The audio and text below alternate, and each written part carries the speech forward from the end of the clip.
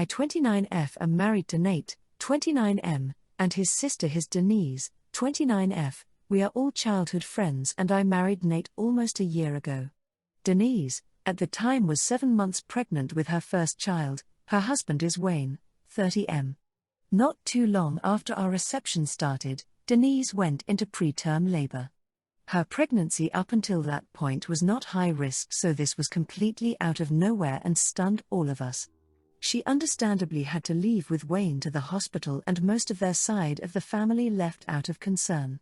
She insisted we stay and have fun, and Lord knows Nate and I tried, but knowing that she was in unexpected, high-risk labor was at the forefront of our minds, and we made the difficult decision to end the reception about an hour and a half early and joined up at the hospital. My nephew Ben was born that night and we were all excited, but I'll admit Nate and I felt a bit miffed that our wedding day was kind of stolen by this event. We kept this to ourselves though, as this was obviously unplanned, and it's cruel to put that on Denise and Wayne. But, from that point on, nobody ever talked about our marriage, just baby Ben. The times I think a relative mentioned our wedding can be counted on one hand. I get it, new additions to the family are ultimately more important, but my wedding day will never just be about my wedding, it'll be about Ben, and whenever he comes up or I see him I feel bitter because I'm reminded of what happened at the wedding. Yes, I know I'm jealous of a baby. I feel like shit for it. Nate was like this too for a while but grew out of it. I'm still working on it. Ben is turning 1 in 2 weeks and that's all everyone's talking about, not a peep about our anniversary. I already know I'll just be depressed and mopey the whole time, so I asked if Nate could politely tell him I would not be there. He did, and Denise was pretty upset and demanded to know why. He refused, so she confronted me via text. She told me that she's picked up on how I seem sad whenever Ben is mentioned and said I'm hurting her, that I can't tell her why. I decided to be honest and tell her that I've been very depressed, not just for this issue, but it's contributing, and that I felt that my wedding was overshadowed by her unexpected labor. I did tell her I'm not mad at anyone because it was unplanned, I just need to not be reminded of it on my anniversary. She did not respond and just blocked me, but Wayne uninvited Nate and told him to keep him and I far away from his family. Nate's confused and I feel like shit. Comment 1, YTA. As you mentioned multiple times, it was unplanned and not even thought of as something that would happen, since you mentioned she wasn't high risk at all. You literally have beef with a baby because they were born early. Unless your SIL was doing every superstition in the book to have this baby early, then you owe her and her husband an apology and need to self-reflect on why you are holding a grudge for this long over having to share attention. Comment 2. YTA. You're allowed to be bummed that your wedding was disrupted, but holding a grudge against Denise or the baby is ridiculous. I'm sure they would have preferred the baby be born full term rather than during your reception, too. Also, you need to realize that while your wedding was enormously special to you, it is not that special to anyone else. Premature baby or no, your relatives were never going to be randomly reminiscing about your wedding or celebrating your anniversary. Comment 3. A wedding anniversary is important to you. I can count on one hand the amount of people who actively say happy anniversary to me and my wife each year, usually our parents and waiters at a restaurant. I have never expected it because to me a wedding anniversary is much more personal and intimate. It's not something I throw around and advertise, maybe with the exception of 25 years, 50 years, etc. So, YTA. You need to get over being the center of attention. Something unplanned happened. No one was at fault. That's life. Enjoy yours before it slips away. My ex-wife and I, 51M, have 3 children together. We have 2 sons who are 15 and 13, and a daughter who is now 18. Their mother and I agreed on a 50-50 custody arrangement after we split up and have stuck to it until this issue arose. My daughter hasn't spoken to me since last summer due to an argument she and I had about college. I have college funds for all 3 of my kids, and had an agreement with them that they would receive it after graduating high school as long as they attended a state university, not community college. I wanted to set them up for success later on, and I knew future employers would take them more seriously if their degree was from a legitimate 4-year college. Last spring my daughter and I got into an argument about this. She was filling out financial forms for college and asked me for my tax returns. While we were going over the forms I noticed that she put down a local community college, and when I pointed it out she told me that her mother encouraged her to because they waived the tuition fees for first-time college students so we wouldn't have to pay for any of it. I told her that she shouldn't be asking me for my information if she was going to use it to do something that I've made clear I don't support. She told me that she thought I just meant I was against paying for it, and I told her that I had been crystal clear and that she knew what I had meant, and that she was being sneaky and taking the easy way out. Eventually I stormed out. I figured that it would blow over by the next day, as it usually does when we have a fight. However, she told me a few days later that she reached out to the financial aid company and asked to submit the forms with only her mother's financial information. They ended up approving her request, but it was a long process and didn't get completed until after the deadline to enroll in most universities for the fall semester. As a result, she wasn't able to start college last semester and ended up getting a job instead. My daughter told me that since I clearly wasn't going to help her, that she would move in with her mother full-time after she turned 18, which was during the summer, and she started college this semester. I told her that was ridiculous and that she was being petty, and that she sabotaged herself, and if she had just enrolled in a real college like I told her to, she would have been able to complete the paperwork without a problem. She told me that she hated me and was cold and distant to me until she moved out permanently. That was all during spring and summer of last year, and my daughter hasn't spoken to me since. I pretty much forgot about it until my youngest son told me this morning that he misses her being there when they spend the week at my house and how he wishes I hadn't been so harsh. In retrospect, I might have been too harsh with it. Comment 1. YTA. Why are you such a judgy pants about community college? Did you even have a discussion with her about why she was choosing to do this? If she had a plan? Many students start at a community college to knock some requirements out and then transfer to a 4-year state college. You sabotaged her and your relationship with her. Comment 2. Plain as day to me, YTA. Your stipulation that said they will receive the money if they enroll in a state uni. Tough rule, but okay, yours to make. Nothing about that equates to not helping her apply for financial aid. That only costs you time, not money. Turning her down shows a lack of support for what she chooses to do, all because she didn't do things your way.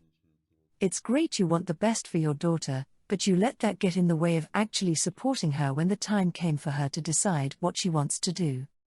Comment 3. YTA.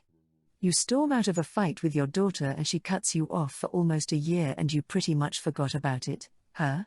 Until your son mentions missing her. WTF, dude. The whole college money issue is completely secondary to how little you seem to care about your daughter.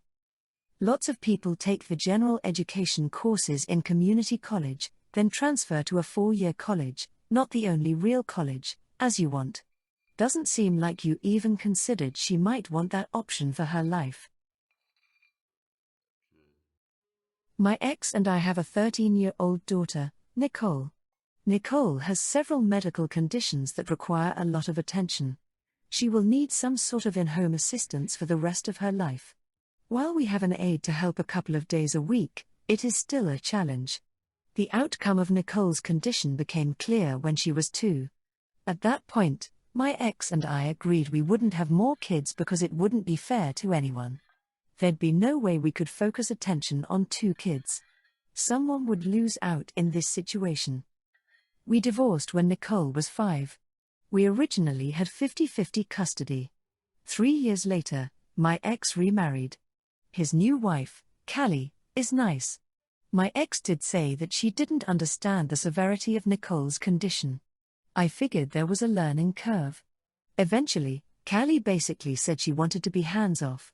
Which I respected, though I wondered how it'd work considering Nicole lives with them half the time. Last year, my ex and Callie had a baby. I was a little surprised given my ex was always firm on not having more kids but figured it wasn't any of my business. He did begin to complain that it was a lot of work juggling Nicole and the baby. I sympathized but really didn't know what else to say. Recently, the venting got worse. He said Callie yelled at him for taking Nicole to her physical therapy appointment instead of helping her with the baby. He brought up potentially having Nicole stay with me more. I wasn't entirely shocked, but it pissed me off. I said Nicole's his daughter. He can't just abandon that responsibility. He asked what he was supposed to do about the baby. I said maybe you should have thought of that before you procreated. I mean, really, we discussed this 10 years ago as to why it'd be hard to juggle 2 kids. Why did you think having another would be a good idea? He got quiet and said Callie wanted a baby. I said that isn't enough of a reason and maybe he should have thought harder before bringing more life into this world.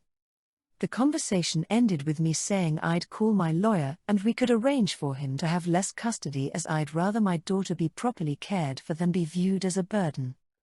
Callie called me that night very upset that I had made my ex cry and that I said her baby shouldn't exist. I said that's not what I said completely, more that they didn't think it through. She called me a J. Comment 1. NTA. I'd go to the lawyer who originally handled the divorce if you had one and basically tell them what's going on. Say you want an increase in child support if you're getting it for your ex being more hands-off or your ex continues giving the same amount of care. Once it gets before a judge, tell them the same thing you told us and the lawyer and that it's non-negotiable. More money or your ex's involvement remains the same, up to your ex and the judge. Comment 2. I was the baby with a disability, so I know how hard it was for my parents raising me. Because of this that I am the only child now. Your ex is an irresponsible person. If he wanted more children, cool, but he have to understand that he already have a commitment with one child that he choose to put in the world. He complaining will change nothing. What he will do? Abandoning his child just because it's an inconvenience to his new life? He is an awful parent. Get his sued for more child support and get full custody too. NTA. Comment 3. You go mama bear. Once he wanted to lessen the visits, that was time to make them 0 from a mama bear point of view. As Callie has shown she isn't warmed to your child. And he has shown Nicole has become less of a priority. He probably told his current that you said what she claims you said to him. Truly though, if Nicole wants to see her dad, then less visits would be better than none. Nicole's feelings come first. Her well-being is first. You know she is getting the shaft, but hopefully she won't. I, 30M, have been with my girlfriend Kelly, 29F, for 4 years and have known her for 10. Kelly is autistic and one of her biggest problems is food. However, since getting together with me she has opened up to a lot of new foods. Just to give an example, she wouldn't eat certain vegetables as they are but wouldn't mind having them blended in or cut in small pieces/spirals. Now my brother Kevin, 35M, have recently proposed to his girlfriend of 3 years Laura. He mentioned he has some news to announce and will I be okay to host a family dinner at my place since I love cooking. I said it wouldn't be a problem and we have decided on Japanese theme. Now to the issue. For the main dish I have made ramen, including the noodles and broth from scratch. It had to be chicken as Kelly doesn't really like beef or pork and since my mother also doesn't eat pork. For Kelly's portion only I have added some extra veggies, zucchinis, carrots, sweet corn and some others, since she is not fond of eggs. So naturally her ramen was served without an egg, while everyone else had a standard portion which is enough to fill up a grown man. I also made sure there were some snacks on the table like tempura, yakitori skewers, onigiri etc. Well, within the first half an hour of her being there, Laura kept picking on Kelly and kept saying she can't say she likes ramen because her version is not authentic. None of us are Asian or have any ties to Asia if it matters, which was upsetting to her and meant that Kelly started to eat significantly slower compared to the rest of the group. It happens when she is getting anxious. Then Laura has tried to grab some of Kelly's ramen to try and prove the point, so Kelly freaked out since she really doesn't like sharing food that's already on her plate. This resulted in an argument between Kelly and Laura, and Kelly crying due to her being overwhelmed. After this, I have asked my brother and Laura to leave. My parents were absolutely terrified over how Laura behaved towards Kelly and hinted that Laura should apologize. They ended up leaving by later. I have received a call from Kevin calling me an a-hole for kicking them out and spoiling Laura's pregnancy reveal. He also wasn't happy about our mother scolding him over Laura's behavior. Comment 1.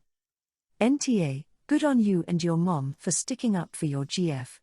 Laura ruined her own night. All she had to do was eat her food and make her stupid announcement. I hope your GF is doing okay. I certainly understand that sudden loss of appetite when an anxious spell comes on. Hopefully your brother and his fiancée can do some reflection and realize they were the ones in the wrong here. Comment 2. NTA, I'm really proud of Kelly as a fellow autistic person with issue with food, like she was seemingly enjoying her eggless ramen, which, let's be honest, ramen doesn't need an egg to be ramen, with extra veggies instead. Good veggies on top of them being extra veggies. Who cares if it's authentic, as long as it's tasty and you weren't calling it authentic ramen, it really doesn't matter. It seems like you pay attention to your girlfriend and care about her, and it seems like your parents do too. Your brother has his head up his butt and is ignoring his girlfriend's rather atrocious behavior towards someone who was just existing and eating food she likes, like it got to crying overwhelmed. That comes from being extremely overwhelmed. Laura is completely at fault for getting it to that level, and it sounds like she was just picking on Kelly to pick on her. Comment 3. NTA, Laura is a bully. I don't care what your GF was eating or why. Adults don't comment on or harass other people about what they are eating. Laura's behavior was unacceptable.